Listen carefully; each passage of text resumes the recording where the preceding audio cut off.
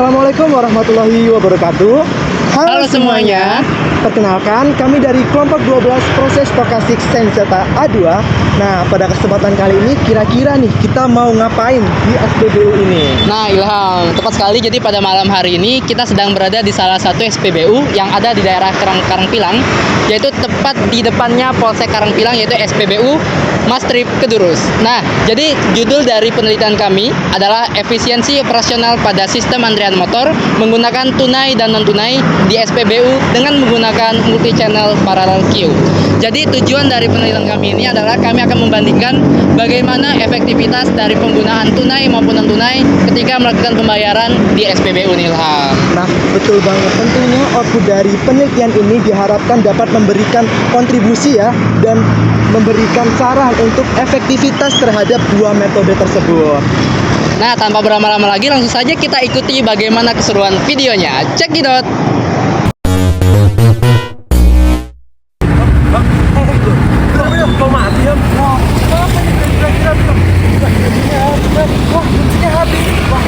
Ada tes gak ya bro ya? Ada. Sama benar sudah nggak ada. Terakhir buat dia kemarin. Mana ya? Coba kita step dulu deh untuk mendaki dulu. Oke. Berapa ya kira-kira? Kita step dulu. Oh iya, itu step dulu.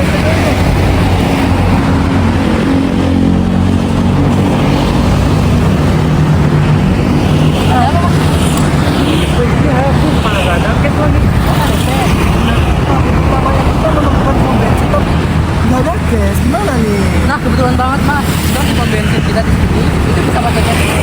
Oh gitu Mas? Ini bisa pakai QRIS scan gitu? Bisa pakai QRIS. Betul. Tanpa uang banget? Tanpa uang. Ya, kalau pakai QRIS tinggal scan aja, bisa dibayar. Praktis bisa dikatakan gitu. Waktunya kita bisa ayo kita tunggu aja dulu. Kita ya bantu.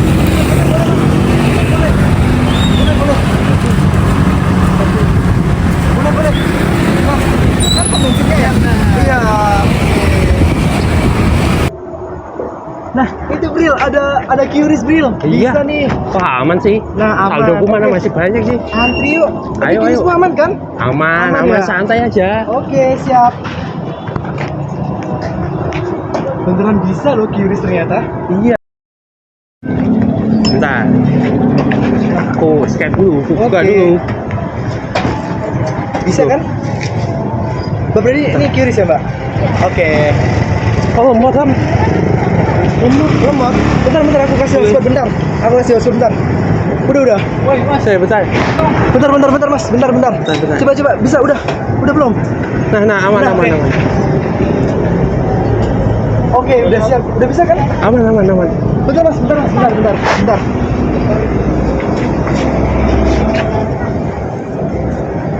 Mbak, ini udah habis gitu? Pak, isinya isi berapa tadi? Isi 10.000, Kak. 10.000. Pertamax. Iya, pertalit. Pertalit. Pertalit ya. Oh, dua. Oke. Oke. Makasih banyak ya Mbak ya. Terima kasih. Alhamdulillah. Nah, yuk isi yuk kita. Udah? Oke. Bentar Mas. Coba. Ini langsung kan? Langsung. Oke. Sama aja sebenarnya. Coba. Nah tuh udah hampir full. Bentar, coba. Oke. Nah, aman. Alhamdulillah. Nah, yuk. Bentar, tutup dulu dong. Oke. Kita bisa udah di kampus nih berarti. Oke. Iya, Let's yuk. go. Mari Mas.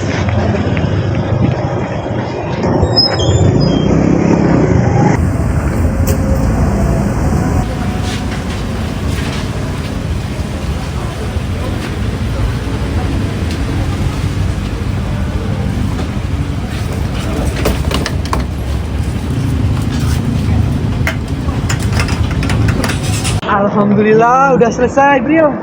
Kita bisa udah ke kampus nih. Tapi Iya, loh Bril, tadi katamu QRIS-nya bisa, tapi tiba-tiba tadi di sana susah hilang sinyal ya tadi ya? Iya. Aku nggak tahu kenapa, padahal tadi bisa. Ya. Tadi mana tadi Mas sebelum kita tuh marah-marah lagi. Nah, makanya itu. Wah, berarti QRIS ini ada efek negatifnya banget ya, Bril ya? Ya kalau dibilang negatif banget juga enggak sih. Enggak ya. Soalnya pembayarannya kan cepet ya. Cepet juga dan lebih simpel juga sih bisa dikatakan ya. Nah. Tanpa kembalian gitu ya. Iya, makanya itu Tapi ada kalau- efek positif sama negatifnya juga. Oh ya benar-benar.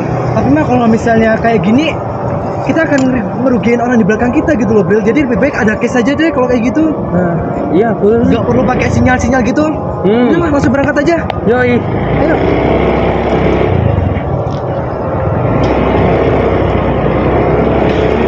Cash atau non cash ya? Cash aja lah. Ini lebih cepat gitu. 10.000 cash ya, Mbak? Pertalite. Ya, Pertalite. Nomor 5 depan ya? Nomor 5 ya? Iya. Oke, terima kasih, Mbak. Nomor 5. Wah, unik sekali pom bensin ini ya.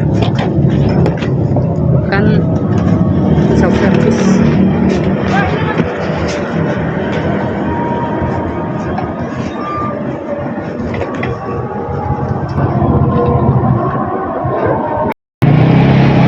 Wah.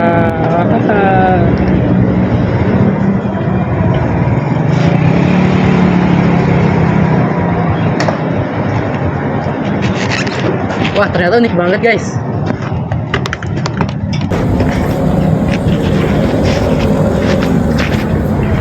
Baru kali ini deh ngerasain ngisi bensin kayak gini. Tapi ternyata cukup mudah sih. Nah, setelah melakukan praktik lapangan tadi dalam membeli bensin baik dalam tunai maupun non tunai, sekarang kita akan menganalisis dari statistiknya apakah bagaimana efisiensi dari pembayaran tunai maupun non tunai ketika membeli bensin di pom bensin. Nah, kita mendapatkan kesimpulan yang kami rangkum menjadi sebuah statistika deskriptif yang akan menjadi rujukan kami dalam menganalisis setiap variabel-variabel pada penelitian kali ini, yang mana dari 180 sampel yang kami dapatkan dari banyaknya kendaraan yang berdatangan ketika membeli bensin pada hari tersebut, kami mendapatkan rata-rata interval kedatangan selama 332,93 detik atau selama kurang lebih 5,5 menit per kendaraan yang datang. Kemudian terdapat variabilitas tingginya atau standar deviasi selama 2603,04 detik, dan dari rentang interval kedatangan minimum 15 detik dan maksimumnya itu 34.953 detik, tergantung berbagai anomali atau hal-hal di luar dugaan yang terjadi ketika mengisi bensin. Kemudian kita juga bisa melihat dalam status waktu pelayanan yang diterima oleh pengguna kendaraan bermotor, baik yang preferensinya menggunakan QRIS maupun menggunakan cash, dan akan kita bandingkan bagaimana keefektifannya. Kami mendapatkan rata-rata waktu pelayanan kumulatif selama 232,45 detik atau kurang lebih 3,9 menit, dan konsistensi dengan variasi rendah dengan standar deviasi selama 41,71 detik dalam rentang waktu pelayanan selama 150,200 sampai 299 detik. Nah, berbagai angka statistik yang kami dapatkan ini tentu berasal dari berbagai banyak pertimbangan, yang mana tentu hal itu berasal dari ketidakteraturan kedatangan dari antrian yang masuk sampai keluar, dan juga bagaimana perilaku kecenderungan setiap pengguna layanan bermotor dalam mengisi bensin di pom bensin, sehingga jadilah angka-angka statistik berikut yang kami gunakan dalam analisis selanjutnya.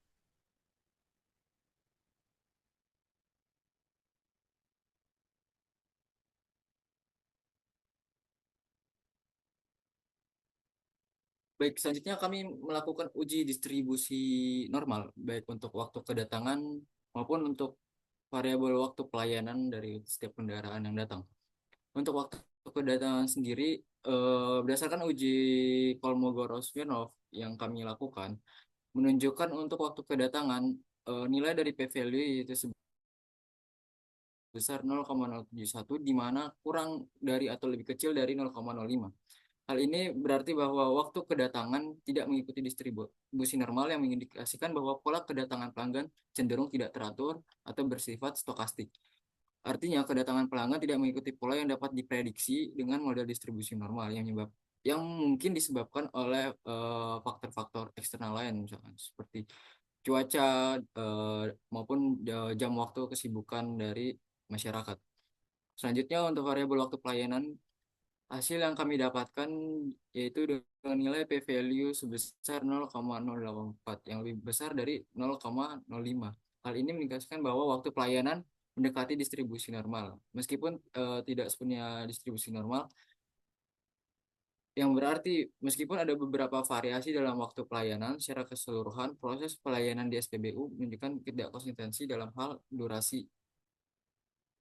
Meskipun mendekati distribusi normal, temuan ini menunjukkan bahwa adanya potensi perbaikan dalam konsistensi proses pelayanan. Ketidakseragaman dalam waktu pelayanan bisa disebabkan oleh beberapa faktor seperti misalkan sumber daya manusia, pengalaman petugas, dan sebagainya.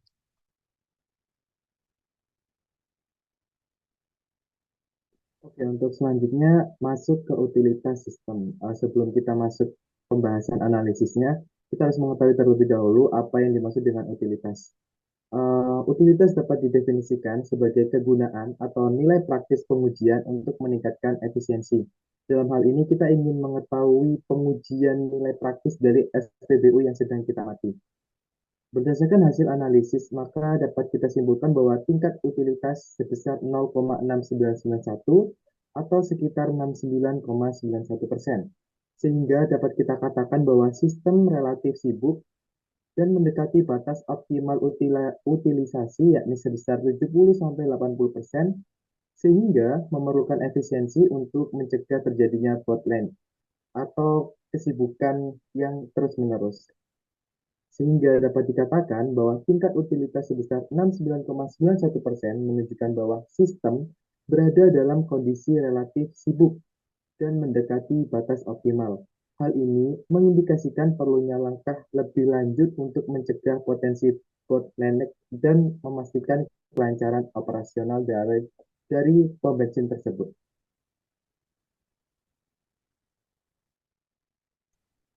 Selanjutnya adalah probabilitas sistem. Berdasarkan penghitungan yang kami lakukan, didapatkan bahwa sistem menganggur sebesar 30,18%, yang artinya peluang sistem tidak memiliki aktivitas cukup signifikan yang berpotensi mengoptimalkan sumber daya.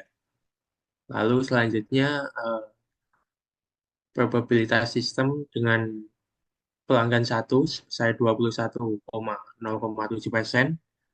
pelanggan sebanyak 2 sebesar 14,71%, pelanggan 3 sebesar 10,27%, dan pelanggan 4 sebesar 7,17%.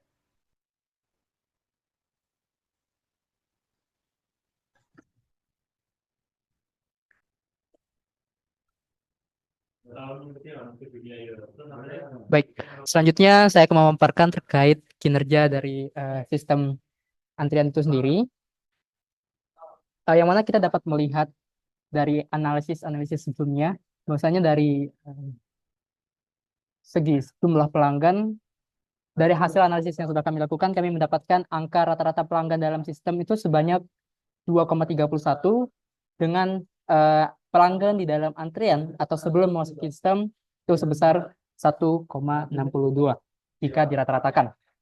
Dan untuk waktu tunggunya sendiri, rata-rata waktu di dalam sistem ketika pelanggan melakukan pembayaran baik secara tunai dan juga QRIS dan juga melakukan self-service dengan mesin untuk memasukkan bensin ke dalam kendaraannya, dalam sistem selama 770,21 detik atau kurang lebih 12,8 menit jika dikumulatifkan dengan berbagai kecenderungan ataupun perilaku konsumen ketika ada hal-hal tidak terduga yang terjadi ketika melakukan pengisian. Dan juga untuk rata-rata waktu dalam antriannya sendiri itu kurang lebih selama 537,76 detik atau lebih kurang 9 menit. Hal ini bisa terjadi oleh banyaknya variabel, mungkin seperti padatnya arus kendaraan ketika kami kemarin melakukan praktik lapangan tersebut, sehingga hasil statistik yang kami dapatkan kurang lebih sebanyak atau selama waktu yang telah kami sampaikan.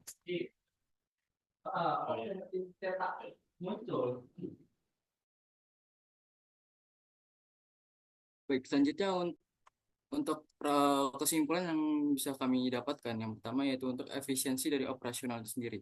Utilitas sistem menunjukkan angka 69,9%, yang berarti bahwa tingkat pemanfaatan sumber daya ini termasuk dalam kategori moderat, yang mana artinya menunjukkan bahwa sistem berfungsi cukup efisien dalam hal penggunaan kapasitas layanan, tetapi masih ada ruang untuk meningkatkan efisiensi dari operasional, khususnya pada jam-jam yang tidak sibuk.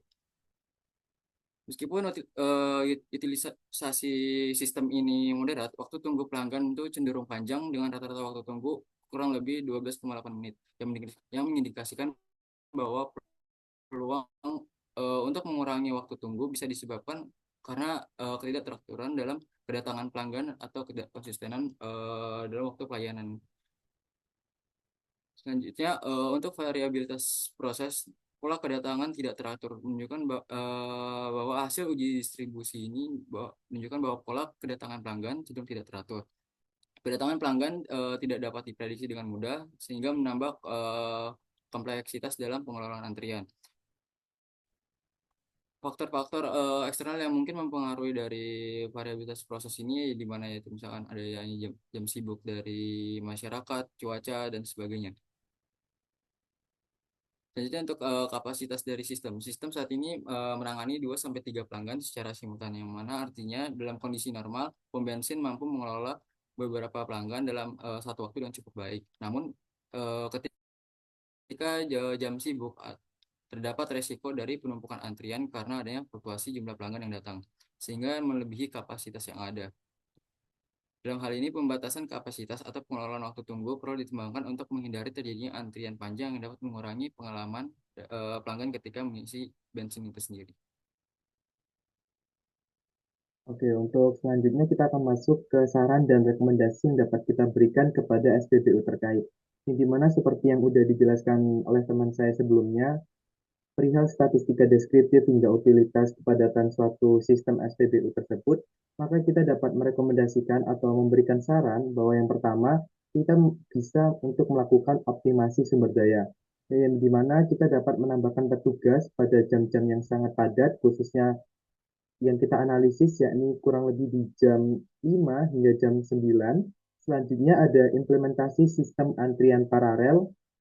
Seperti yang sudah dijelaskan juga sebelumnya, bahwasanya untuk sebelum kita memasuki self-service, kita ditunjukkan untuk melakukan sistem pembayaran di kasir, sehingga menyebabkan kepadatan yang terjadi di sananya. Terus selanjutnya untuk mempertimbangkan pembayaran mandiri. Lalu untuk manajemen alur pelanggan sebaiknya dipisahkan untuk pembayaran tunai dan non-tunai. Lalu terapkan sistem antrian cepat untuk transaksi sederhana.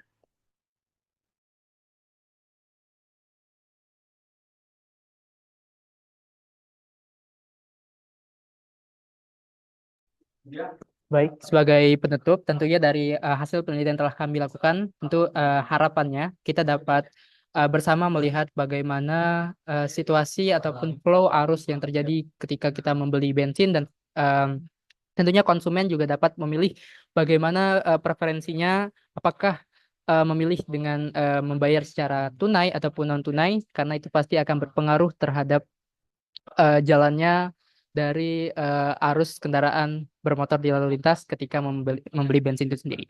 Demikian hasil penelitian dari kami, lebih kurangnya mohon maaf.